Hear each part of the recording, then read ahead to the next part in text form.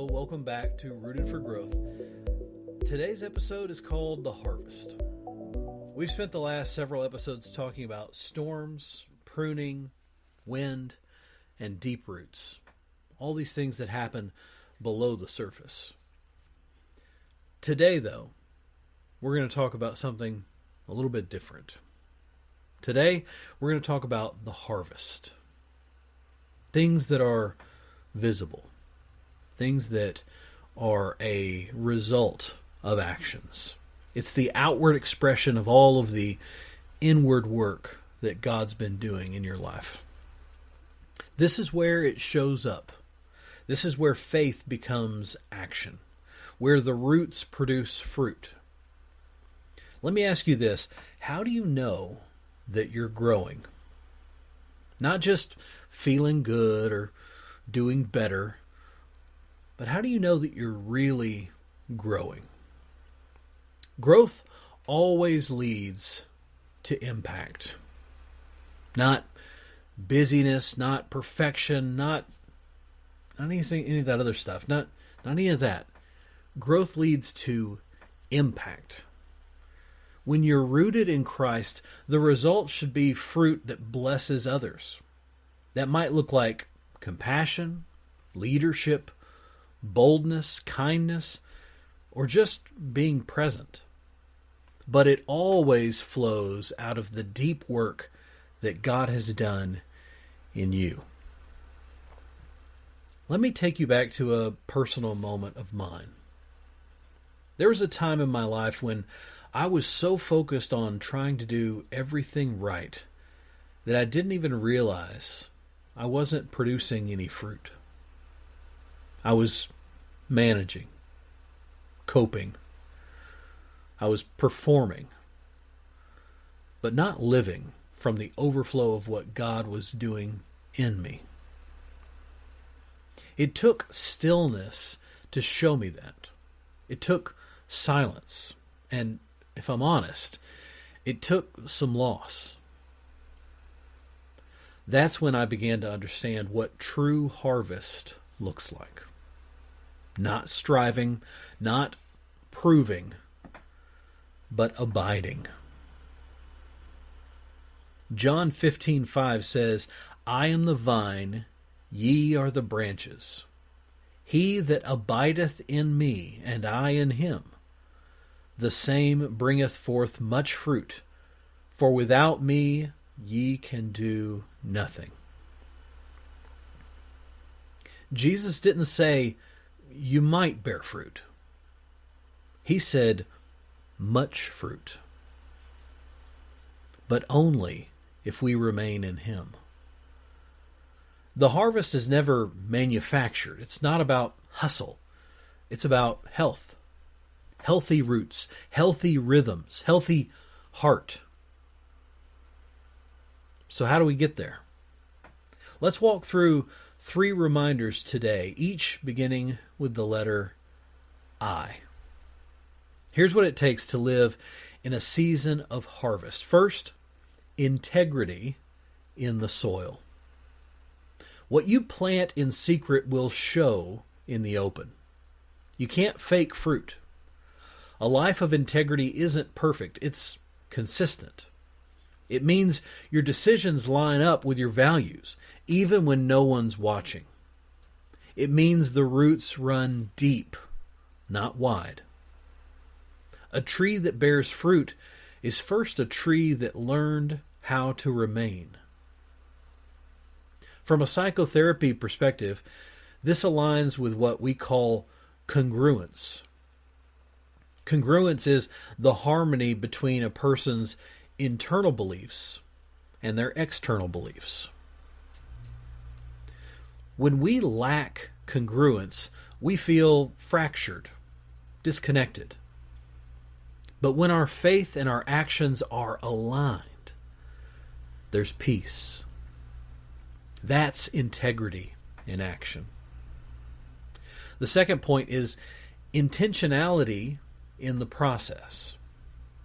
Harvest doesn't happen by accident. It's the result of cultivation.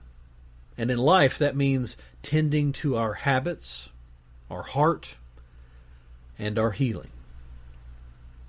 What you water grows. Are you watering your soil? Are you watering your soul with the Word, or just scrolling through distractions?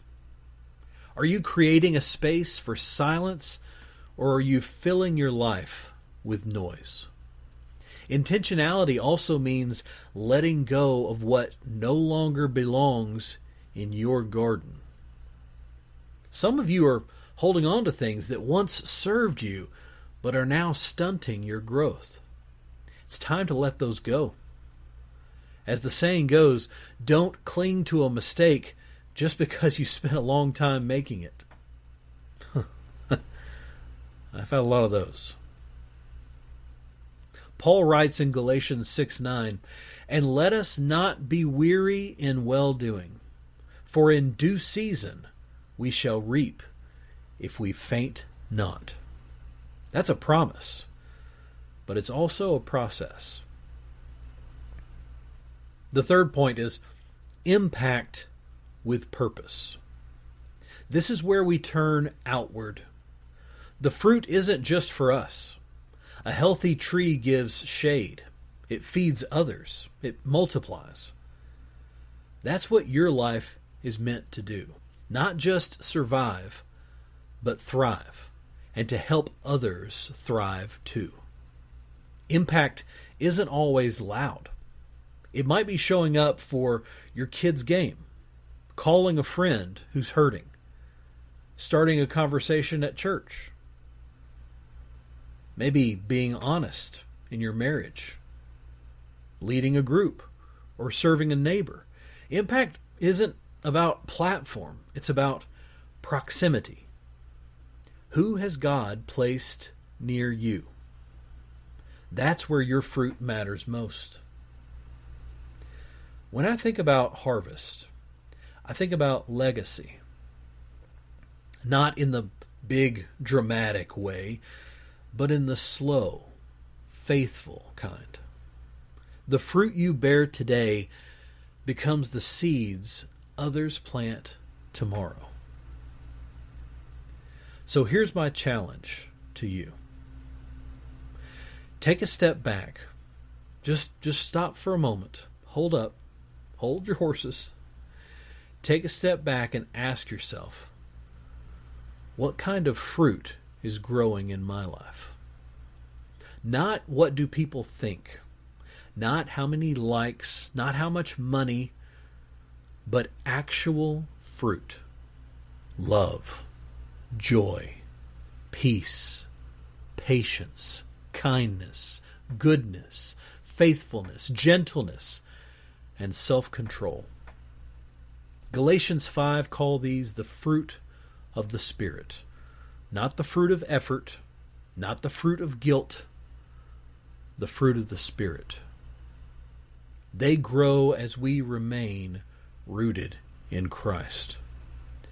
And when we do, we don't just survive, we multiply.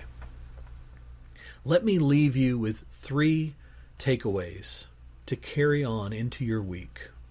1, plant with purpose. Don't let life just happen to you. Be intentional. Know your values. Sow in faith. S-O-W. Sow in faith. Number 2, protect the process. Don't despise the waiting. Don't rush the growth. Stay faithful in the in-between. And 3, produce with praise. Whatever fruit is growing in your life, thank God for it. Worship Him in it. Offer it back to Him. Remember, the harvest isn't the end of the journey. It's the beginning of someone else's. So, as we end today, remember, stay rooted, keep growing, and trust that what God planted in you will bear fruit in season. Thanks for listening to the Rooted for Growth podcast today. If this episode blessed you, share it with a friend. Tag @Whitman Collective and use the hashtag Rooted for Growth. or the hashtag rooted together. Let's keep growing together. Have a blessed week. See you next week.